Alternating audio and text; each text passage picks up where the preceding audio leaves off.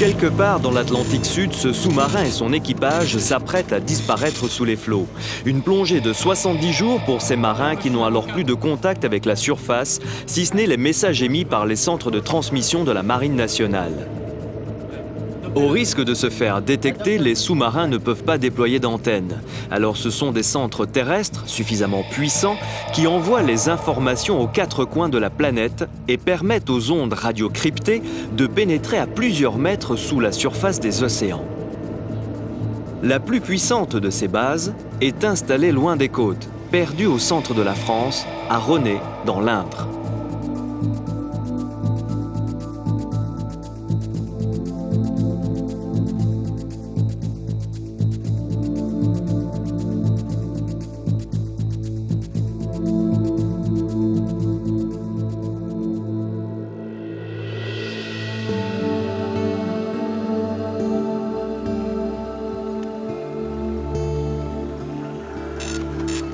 C'est au cœur de la Brenne, au pays des 1000 étangs, que se cache le centre de transmission de René.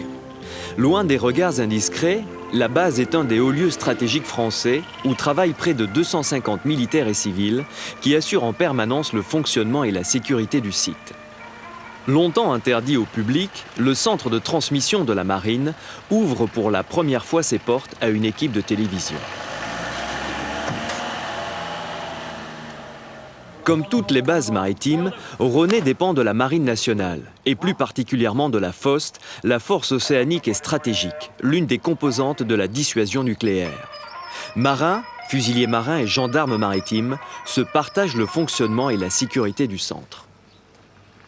Installé depuis le début des années 70, l'immense maillage d'acier n'est que la partie apparente du système. L'antenne principale de René repose sur 13 pylônes disposés en étoile et couvre les 2/3 des 55 km² de la base. Cette installation gigantesque n'en est d'ailleurs pas à une démesure près. Le pylône central qui supporte l'ensemble est plus haut que la tour Eiffel. Le pacha de la base, c'est lui, le commandant Kersaudy. Après plus de 30 ans passés sur toutes les mers du monde, le voilà marin sans navire. Bon voilà, ici vous êtes au centre de la base de René, au pied du pylône central. Et vous pouvez avoir une vue sur l'ensemble des installations. René est situé au centre de la France, à des distances à peu près égales des différentes frontières, qu'elles soient maritimes ou terrestres. Et surtout aussi à des distances relativement grandes, des agglomérations importantes, parce que la première ville, c'est Châteauroux, qui est à 45 km et qui fait une odeur de 50 000 habitants. En plus de sa situation géographique, c'est la qualité du sol de la Brenne, humide et conducteur, qui a guidé l'implantation de la base. Mais René a aussi la particularité d'être un des endroits les moins peuplés et industrialisés de France. Un inconvénient qui s'est transformé en avantage. Aujourd'hui, la base et ses occupants sont une ressource vitale pour la région. René, c'est mon deuxième passage, donc quand je suis venu ici commander René, je savais très bien où je venais, parce que j'ai déjà fait une période de 3 ans comme commandant second de la base. Mais c'est vrai que la première fois, ça m'a un peu surpris, parce que je ne m'y attendais pas du tout. Mais au début, on a un petit peu de réticence de venir au centre de la France, mais la région est très agréable, et puis on s'y fait... moi, personnellement, je me suis très bien fait à cette région, que je trouve très agréable.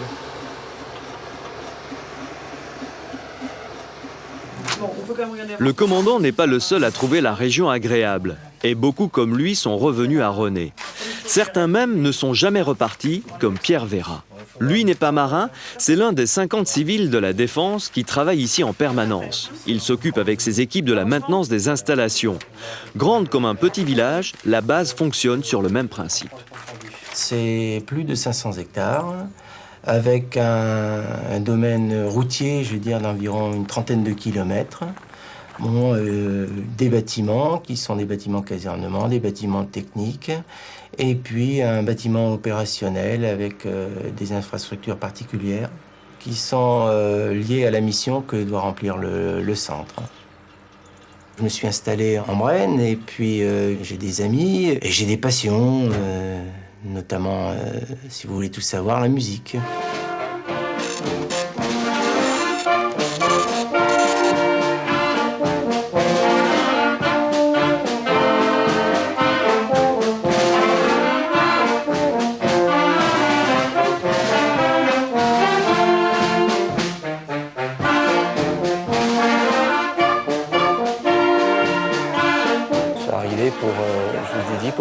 2 années, mais depuis je suis resté. Le calme de la région et beaucoup d'autres choses.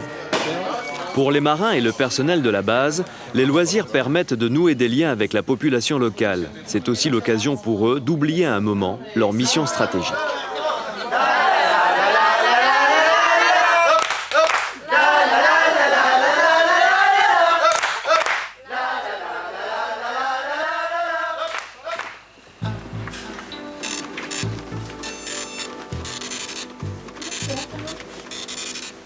Autre ambiance, mais tout aussi nouveau pour ces marins, les petits matins en famille. René est un port sans voyage, et durant les 2 ou 3 années qu'il passe ici, les marins retrouvent et réapprennent les gestes au quotidien. Fini les départs au bout du monde et les larmes des enfants. On a une vraie vie de famille, on pourrait dire, enfin. Avec, pour les enfants, je pense, des parents qui sont là tous les soirs, presque tous les soirs, sauf quand on est de service. Et ça n'a rien à voir avec avant, lorsque le papa partait plusieurs mois en mer, ou alors la petite période qu'on a eue séparée pendant 2 ans, où le papa ne rentrait que les week-ends. Quand on est embarqué, en fait, on a une vie complètement différente. Et puis la vie de famille, on essaye de l'oublier plus ou moins en disant on rate quelque chose, mais on n'y fait pas trop attention encore, quoi. Parce que c'est vrai qu'autrement, une fois qu'on est embarqué, on passe à côté de tout, quoi. Donc, on passe à côté des petits déjeuners, des petits bobos, des petits machins. Avant, on était séparés, c'était la bataille du rail, on n'arrivait que pour le week-end. Moi, vivre le week-end, ça sert à rien, quoi. Une semaine fait 7 jours, vivre 2 jours avec les enfants et ma famille, c'était aucun intérêt, quoi. Pour la première fois, Florence et Freddy travaillent tous les deux au même endroit. Freddy est infirmier à la base et Florence s'occupe des opérations à l'intérieur du bunker, l'abri protégé du centre.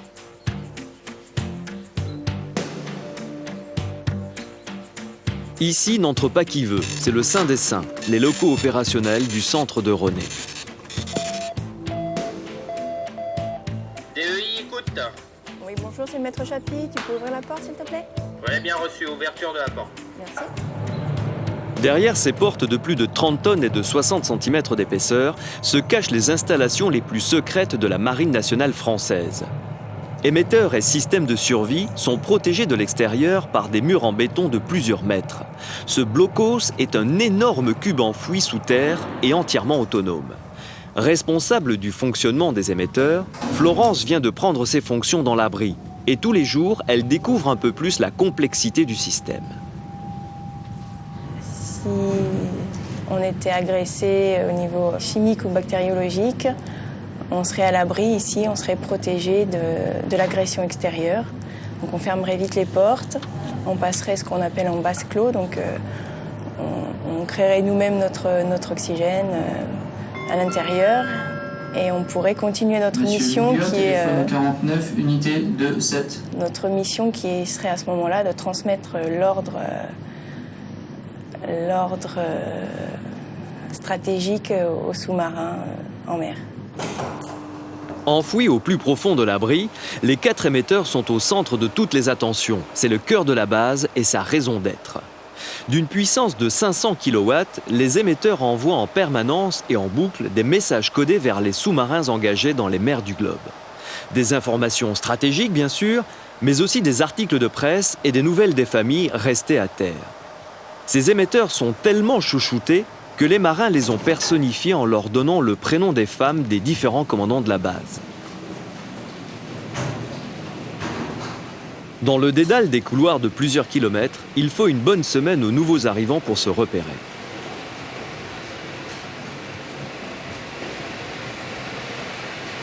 L'abri ne renferme pas seulement les émetteurs, c'est aussi une véritable usine qui doit permettre à une 60aine de personnes de vivre en autonomie complète en cas d'attaque chimique, biologique ou nucléaire. Le bunker dispose de sa propre énergie, de son approvisionnement en eau et du recyclage de son air. Ici comme à l'extérieur, c'est la démesure. Des groupes électrogènes capables de fournir de la lumière à une ville de 10 000 habitants. Des forages à plusieurs dizaines de mètres et des filtres à air grands comme des maisons. elle passe dans tous les aérothermes. Donc elle passe dans le radiateur, il y a un échange air-eau, et l'eau qui est refroidie retourne dans la première cuve, la cuve dite froide.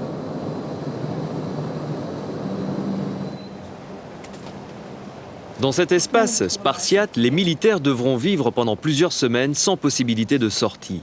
Tout est donc prévu pour héberger, occuper, nourrir les survivants d'une hypothétique attaque dévastatrice. Des installations gigantesques qui ne visent qu'une chose: pouvoir transmettre aux sous-marins nucléaires l'ordre de riposte du président de la République en cas d'agression du pays. Florence pense souvent aux conséquences d'une telle situation. Si un jour les portes de l'abri se referment, elle devra abandonner sa famille à la surface et exécuter malgré tout sa mission dans le bunker. D'un autre côté, effectivement, quand on se retrouve là le soir, je pense quand même que s'il arrivait quelque chose comme ça, on serait tellement pris par le travail. J'avoue qu'on essaie de pas trop y penser. Et puis si vraiment ça devait arriver, je pense qu'on serait des militaires et puis on n'aurait pas trop le choix de toute manière.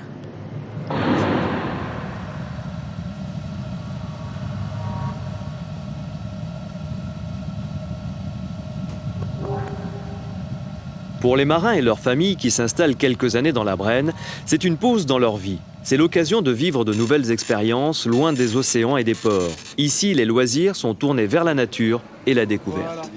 Dans la Brenne, quand même, on est un peu isolé, donc on essaye d'avoir plusieurs activités. Donc l'hiver, le vélo, et puis l'été, le parachutisme. Dedans parce qu'on ne voit pas la profondeur, on risque de se pétarder. La Brenne a ses avantages, oui, tout à fait. Ouais. Pour la famille, qualité de la vie quand même. Qualité de la vie, ouais.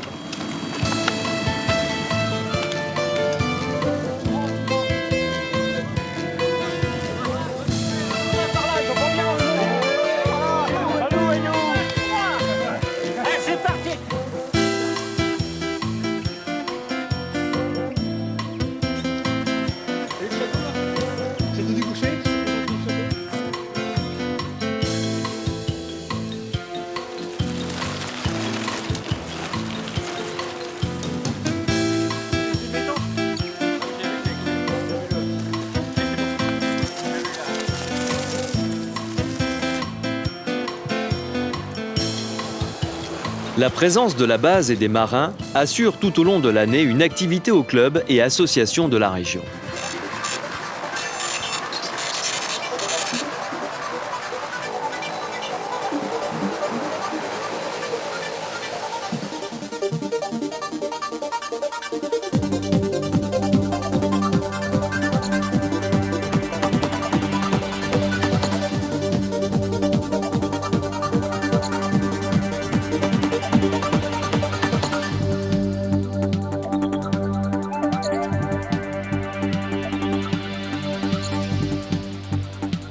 C'est notre petit plaisir personnel là, parce que ça nous déstresse. Puis en plus on a un bon contact avec les gens civils. Là c'est plus un domaine militaire, c'est un domaine civil et on est très bien intégrés.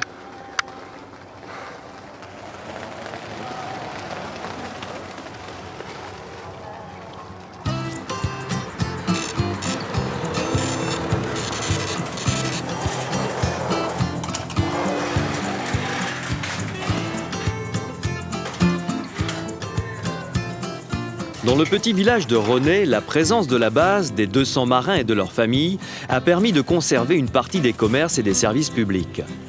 Au village, Jean-Paul a repris l'affaire paternelle. C'est un enfant du pays, un Brennou. Il a vu grandir la base et entendu les histoires les plus farfelues à son sujet. Bon, je sais que quand elle s'est installée, les habitants de René se demandaient un petit peu ce qui se passait. Ils étaient un peu inquiets parce que bon, c'est vrai que les travaux ont été très impressionnants. Dans les années 70, il y avait énormément de monde, des gens un peu de partout. Et puis quand les antennes ont été montées, bon, sans trop savoir ce que c'était, parce que ça se disait sûrement pas trop à cette époque-là.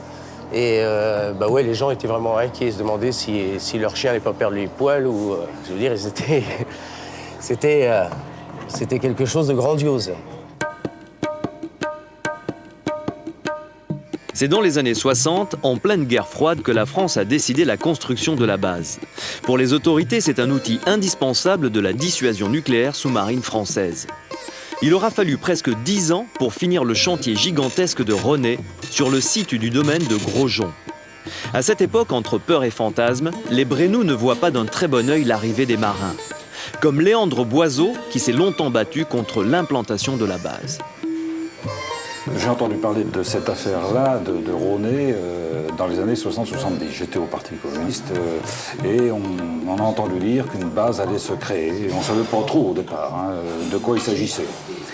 Et puis on nous a dit que c'était en liaison avec la force de dissuasion, la bombe atomique. On nous a dit que c'était là parce que c'était au centre de la France, c'était dans une zone humide qui favorisait la propagation des ondes. Donc c'était de nature à nous rassurer. Ce n'est qu'après qu'on a compris que peut-être un des éléments qu'avait joué en faveur de l'implantation ici, c'était le fait qu'il y avait une population vraiment très peu dense, de l'ordre de 4 ou 5 habitants au kilomètre carré, quoi. On nous avait dit qu'il y avait-il de vrai là-dedans ou de faux, on bâtissait à René, on allait bâtir à René un chenil, parce qu'il fallait des chiens de garde, donc un chenil qui allait coûter 50 millions, on disait en ancien franc parce que ça paraissait plus gros, 50 millions, avec des douches contre la radioactivité pour les chiens. Alors, dans nos campagnes, ça faisait tilt, ça, parce qu'à cette époque-là, il n'y avait pas l'eau courante dans tous les villages. Donc vous imaginez l'effet que ça pouvait faire. Mais ça tenait plus du folklore que d'autres choses dans l'ensemble. Il n'y a pas eu de mouvement revendicatif très structuré contre l'implantation de la base de René.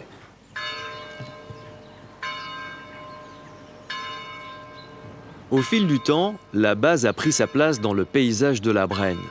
Elle s'est intégrée au pays, même si encore ça et là on aime à se faire peur et évoquer quelques secrets défense.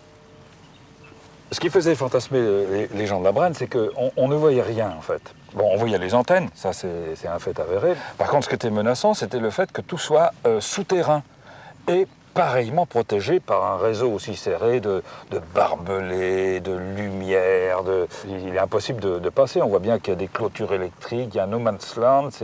C'est comme si c'était la guerre, quoi. Hein, là. Maintenant, les Brenous voient la base comme faisant partie du paysage, quoi. Hein. Ils y sont complètement habitués. Ils ne se posent plus la question de savoir le pourquoi du comment par rapport à elle. Elle est là, elle existe. Bon, on côtoie les marins de temps en temps, et puis c'est tout, quoi. Hein. Même si beaucoup de Brenous connaissent la base, son implantation et ses missions, très peu ont pu y pénétrer. En effet, que l'on soit en état de crise ou en période calme, ici le niveau d'alerte reste le même, maximum. Et à chaque entrée, il faut se plier à la visite de sécurité, comme Jean-Paul. Maintenant, la base est connue, elle est rentrée dans les mœurs. Hein. Je veux dire, tout le monde sait ce que c'est, à quoi elle sert. Et donc, ça pose aucun problème. Je pense que c'est surtout les gens qui viennent maintenant de l'extérieur, qui sont un peu impressionnés par les antennes, par les antennes, parce que c'est ce qu'on voit le plus loin. Et puis après, toute cette superficie, il y a plusieurs rangées de barbelés, c'est extrêmement bien gardé. On n'y rentre pas comme ça, faut un laisser passer. On est fouillé. Je veux dire, même moi qui y rentre tous les matins je suis fouillé, la glace est passée dessous, la voiture est visitée de fond en comble. Pour les gens qui y rentrent régulièrement, maintenant on n'est plus étonné. Quand on y rentre la première fois, on peut l'être.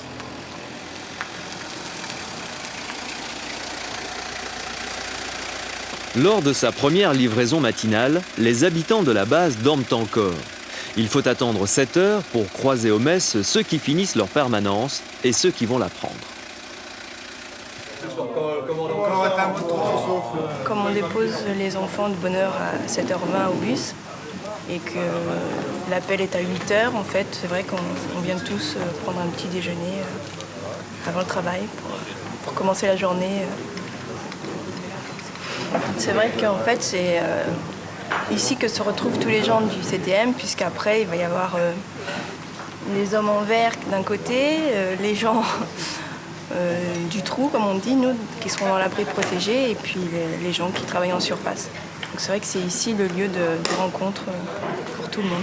Lieu privilégié de rencontre, le mess est aussi le lieu où l'on s'informe de la vie de la base, des activités des autres services et des événements exceptionnels qui rythment la vie du centre. Aujourd'hui, c'est le branle-bas de combat. On installe l'antenne de secours. Cet aéronef servira en cas de destruction de l'antenne principale. Une fois gonflé et relié à son câble tracteur, il monte à 6 km d'altitude et peut transmettre à nouveau les informations aux sous-marins.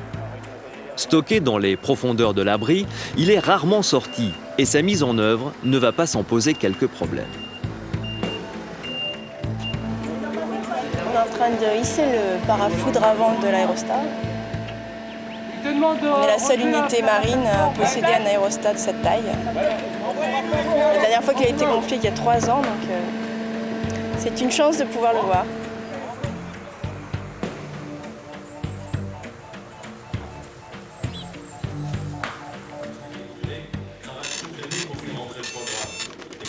De jour comme de nuit, les fusiliers de la base restent en alerte. Patrouilles, exercices, simulations, rien ne leur est épargné. Malgré les systèmes de surveillance, ils sont les seuls à pouvoir intervenir sur le site dans toutes les conditions.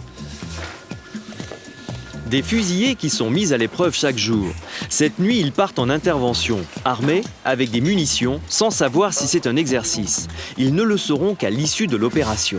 Ils ont aperçu un individu au niveau de cette zone-ci. On laissera 3 là-bas en protection. Le reste de l'équipe continuera en véhicule. On tombe en garde, le maître chien devant. Et puis on va donc blanchir la zone pour voir s'il n'y a rien.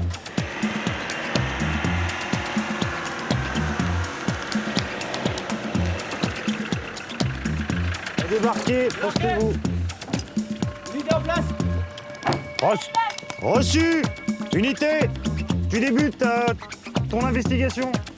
Nous sommes arrivés sur zone, début d'investigation. Ouais, on arrive. Ouais, reçu. Sortez de là. Au niveau de la trappe. Sortez. Reçu, faites sortir l'intrus. Au niveau d'une trappe, au niveau du merlon.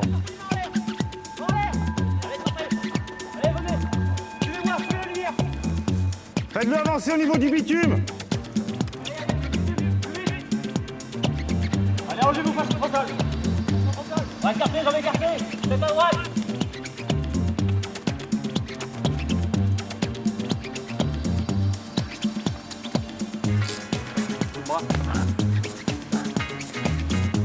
De autorité.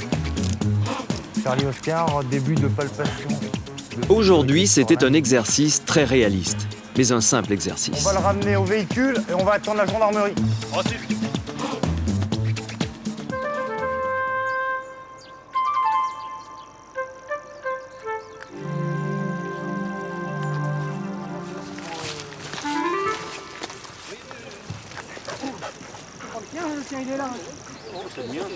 Fermée hermétiquement, la base est une réserve naturelle pour les animaux qui s'y trouvent. Une société de chasse composée de bréneaux et de militaires intervient une fois par semaine pour réguler la population de chevreuils, lièvres ou lapins. C'est aussi une nouvelle occasion pour les marins de nouer des relations avec l'extérieur. Ouais, c'est une adaptation de la vie militaire. Quand on est près de la mer, on a des occupations qui sont liées à la mer. Et là, on est dans les terres, donc je me suis trouvé une occupation liée à la vie terrestre. La chasse, en plus dans cette région, est quelque chose qui est très important. Donc c'est bien d'avoir la façon de rendre la monnaie de la pièce, quoi. Donc on invite, on se fait inviter, et puis voilà, c'est bien. C'est quelque chose en plus qui amène à avoir des relations avec la population locale, même quand on est un peu déraciné et qu'on est parachuté dans une région qu'on ne connaît pas. C'est le but de l'affaire, peut-être.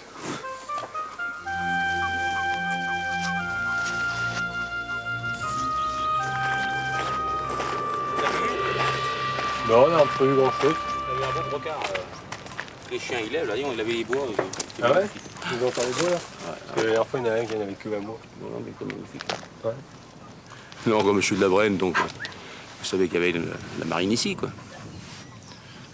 Et au niveau gibier, je pensais que c'était comme dans toutes les chasses, maintenant il faut lâcher pour en avoir, quoi. Puis maintenant, bon, bah, c'est vrai qu'ici, c'est que du sauvage. Hein. Donc, c'est une bonne réserve pour les gens d'à côté aussi. Hein. Ils sont contents d'avoir la marine ici. Hein. Quand on parle des gens, ils sont heureux. Hein. Ils sont contents de voir un marin.